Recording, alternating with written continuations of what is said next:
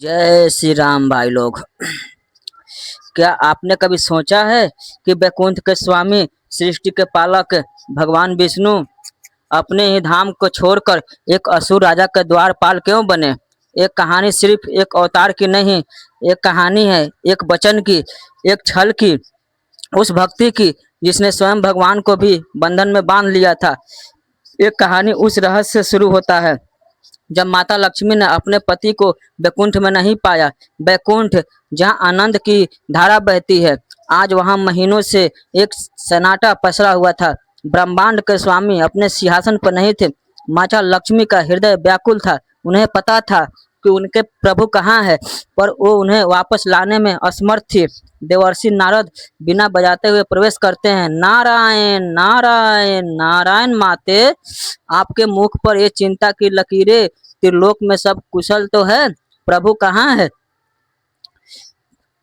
लक्ष्मी जी रोते हुए, प्रणाम देवर्षि, क्या कुशल कहूँ, जिनको होने से सब कुशल होता है वही यहाँ नहीं है। मेरे स्वामी, मेरे नारायण पताल लोक में है। क्यों माते? वहाँ तो असुर सम्राट बलि का शासन है। प्रभु वहाँ क्या कर रहे हैं? वही तो मेरे दुख का कारण है नारद। वो वो राजा बलि के द्वारपाल बने हुए हैं। क्या? ये तो असंभव है। देवों को रक्षक एक असुर के प्रहरी, ये कैसे हुआ माते? इस अनहोनी के पीछे की कथा क्या है? एक कथा शुरू होता है एक भक्त की अहंकार से, एक गुरु की चालाकी के, और मेरे प्रभु के छल से। लेकिन क्या आप जानते हैं कि इस साल में एक ऐसी वस्तु का प्रयोग हुआ था जो शुक्राचार्य की सबसे बड़ी गलती बन गई थी? वो वस्तु क्या थी? इसका जवाब हम वीडियो के अंत में हम पूछेंगे आपसे। कहानी को आप ध्यान से सुनिएगा और चैनल को सब्सक्राइब कर दीजिएगा, और वीडियो अच्छा लगे तो शेयर कर दीजिएगा, एक लाइक कर दीजिएगा।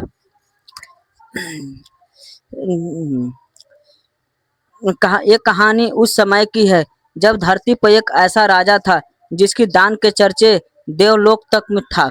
वो था प्रहलाद का पुत्र, असुर सम्राट बलि। बलि अपने दादा की तरह विष्णु भक्त था, पर उसके भक्ति ने सूक्ष्म अहंकार था। गुरुदेव, मेरी तपस्या और मेरे धर्म ने मुझे इंद्र से भी महान बना दिया है। स्वर्ग पर मेरा अधिकार है। अब केवल एक अंतिम अश्वमेध यज्ञ शेष है। उसके पूर्ण होते ही मैं त्रिलोक का अस्थाई स्वामी बन जाऊंगा। बलि, तुम्हारी शक्ति असीमित है, इसमें कोई संदेह नहीं, पर याद रखना, देवता छल करने में माहिर है, और तुम्हारे दादा को स्वयं नारायण का वरदान प्रताप प्राप्त था कि तुम्हारे वंश का विनाश नहीं करेंगे, लेकिन वो छल से तुम्हें रोक सकते हैं।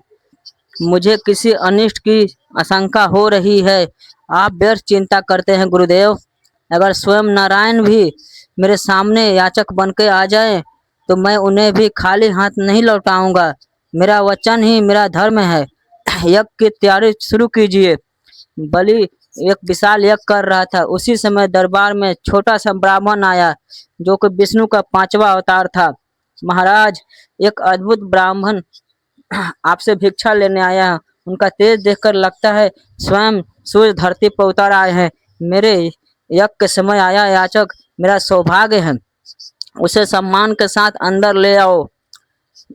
विष्णु धीरे धीरे बलि के सिंहासन के पास आया। उनकी शांत आंखों में ब्रह्मांड की गहराई है। उनके एक हाथ में छाता था और दूसरे में पित्तल से बने एक छोटा सा चमकता हुआ कमंडल था। हे ब्राह्मण कुमार, आपका इस यज्ञ में स्वागत है। मैं प्रहलाद का पुत्र दानवीर बलि आपका अभिनंदन करता हूँ। मांगिए, आपको क्या चाहिए? सोना चांदी, गांव, हाथी, घोड़े, आज आप जो मांगेंगे वो आपको मिलेगा। राजन, मैं एक साधारण ब्राह्मण हूँ। मुझे धन दौलत का कोई लोभ नहीं। मुझे तो बस अपने सहारा के लिए 3 गज भूमि चाहिए। दीजिए, जिसे मैं अपने छोटे पैरों से नाप सकूं। 3 पग भूमि उन नन्हे पैरों से? हे बालक, तुम तो मेरे दान का उपवास कर रहे हो। मैं तुम्हें पूरी पृथ्वी दान कर सकता हूँ। कुछ ऐसा मांगो जो राजा बलि की शान के लायक हो। राजन, संतोष में ही सच्चा सुख है। लालसा तो कभी समाप्त नहीं होता। मुझे केवल 3 पग भूमि ही चाहिए। आप अपने वचन से पीछे मत हटिए। बलि, रुक जाओ, मेरी बात मानो। ये कोई साधारण बालक नहीं है, ये स्वयं विष्णु है। छल करने आए हैं। ये तुम्हारे सब कुछ छीन लेगा। इन्हें कुछ भी दान करने का संकल्प मत लो। गुरुदेव, अगर ये स्वयं भगवान विष्णु है तो ये मेरा सबसे बड़ा सौभाग्य है कि आज भगवान मुझसे मांगने आए हैं। और वचन देकर पीछे हटना ये बलि का धर्म नहीं है। जब बलि का संकल्प लेने का समय आया तो शुक्राचार्य ने सोचा, ये बलि तो वचन दे बैठा, अब सब खत्म हो जाएगा, इसे रोकना होगा। मैं जल के इस पत्र में छिप जाता हूँ। अगर जल बाहर नहीं निकलेगा तो इसका संकल्प पूरा नहीं होगा। मुझे ही रोकना होगा इसे। शुक्राचार्य ने अपनी माया से सूक्ष्म रूप धारण करके और जल पात्र के नली में जाकर बैठ गए, क्योंकि जल बाहर न आ सके। जल बाहर नहीं आ रहा था। अरे, जल क्यों नहीं निकल रहा है? ब्राह्मण सब समझ रहे थे।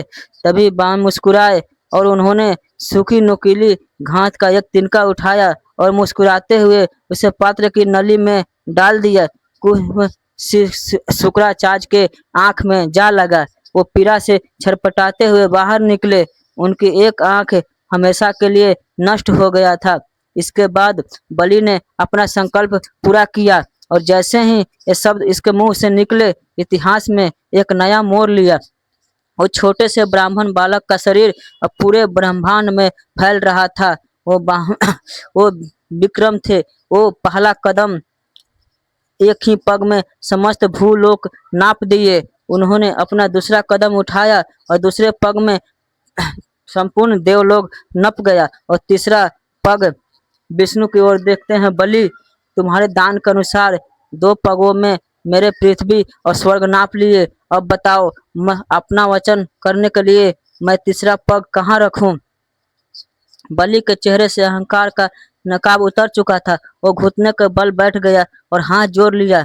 प्रभु, आपने मुझसे मेरा राज छीना, मेरा स्वर्ग छीना, पर आप मेरी भक्ति नहीं छीन सकते। ये शरीर नश्वर है, पर कुछ बचता है तो वो है मेरा अहंकार। प्रभु, तीसरा पग मेरे इस अहंकार से भरे मस्तक पर रखिए और मुझे मुक्त कर दीजिए। नारायण की भक्ति तभी पूर्ण होती है जब उसमें प्रेम हो और उसमें स्मरण भी।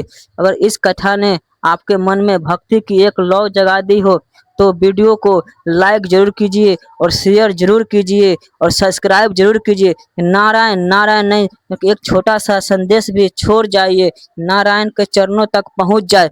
प्रभु, आपने मुझे सब कुछ दिया, लोक, यश और कृपा, लेकिन मैं आपको दर्शन कैसे करूंगा? मैं चाहता हूँ कि मैं हर दिन आपका दर्शन कर सकूं। कृपया मुझे एक आशीर्वाद से वंचित ना करें। हे बलि, तुम्हारी ये विनती भी स्वीकार है। मैं स्वतः लोक में निवास करूंगा, तुम्हारे द्वारपाल के रूप में, जिससे तुम रोज मेरे दर्शन कर सकोगे। और इस तरह एक भक्त के वचन ने स्वयं भगवान को भी बांध लिया। तो तो क्या मेरे स्वामी को वापस लाने का कोई मार्ग ही नहीं है देवर्षि? क्या वो हमेशा के लिए पहरी बहरे रहेंगे? मार्ग है माते, हर बंधन को काटने का एक सूत्र होता है, पर इसके लिए उस राजा के पास जाना होगा जिसने आपको पति के बंदी बनाया है, पर एक देवी के रूप में नहीं, बल्कि एक बहन के रूप में। माता लक्ष्मी की आंखों में एक नई आशा की किरण चमक उठती है। माता लक्ष्मी ने एक साधारण स्त्री का भेष धारण और निकल पड़ी अपने स्वामी को वापस लाने के लिए। देवी, आप कौन है और इस तरह आप विलाप क्यों कर रही है? राजन, मैं बहुत अभागन हूँ। आज रक्षा का पवित्र त्योहार है और मेरा कोई भाई नहीं है जिसकी कलाई पर मैं ये राखी बांध सकूं। बहन, आज से मुझे अपना भाई समझो। बहन, लाओ मेरी कलाई पर ये रक्षा सूत्र बांधो। इसके पश्चात माता लक्ष्मी ने रेशम के धागे से बने एक सुंदर राखी राजा बलि की कलाई पर बांध दी। बहन, मांगो, उपहार में क्या चाहिए? मैं तुम्हारी हर परेशानी दूर करूंगा।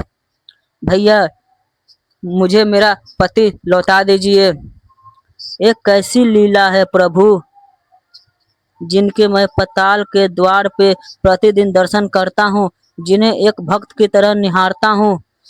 आज उन्हीं के लिए एक बहन बनकर आप मेरे समक्ष खड़ी हैं। मेरा धर्म क्या कहता है? एक भक्त का समर्पण या एक भाई का वचन?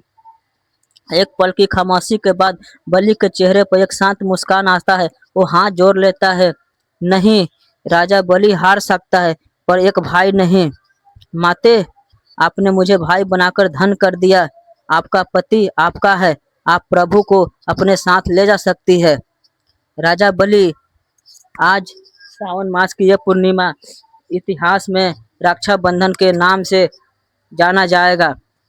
ये त्योहार भाई बहन का पवित्र प्रेम और वचन का प्रतीक मानेगा। दोस्तों, आपको ये कहानी कैसा लगा? दोस्तों, आप कहानी आपको अच्छा लगा तो वीडियो को सब्सक्राइब और चैनल को सब्सक्राइब कर लीजिए, वीडियो को लाइक कीजिए, शेयर कीजिए और कमेंट करके बताइए कहानी कैसा लगा। मैं अपनी कहानी यहीं पर ख़त्म करता हूँ। जय जय श्री राम।